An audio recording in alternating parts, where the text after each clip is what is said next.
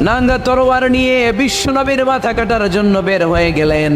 বনু জাহারা গোত্রের একটা লোক বলে, ওমর তুমি কোথায় যাও? ওমরে ফারুক বলেন, মুহাম্মাদের কল্লা কাটার জন্য যাচ্ছি। পড়েন নাউজুবিল্লাহ।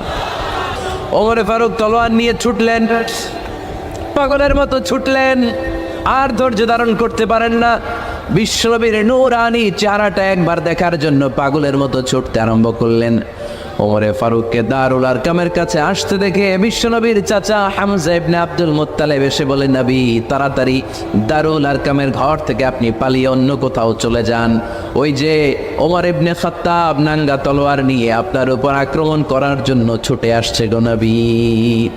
বিশ্বনবী বললেন, ও আমার সাহাবারা, ও আমার চাচা হামজা, সবাই আপনারা সরে যান, ওমরে আসতে দেন, ওমরে বাধা দিয়েন না।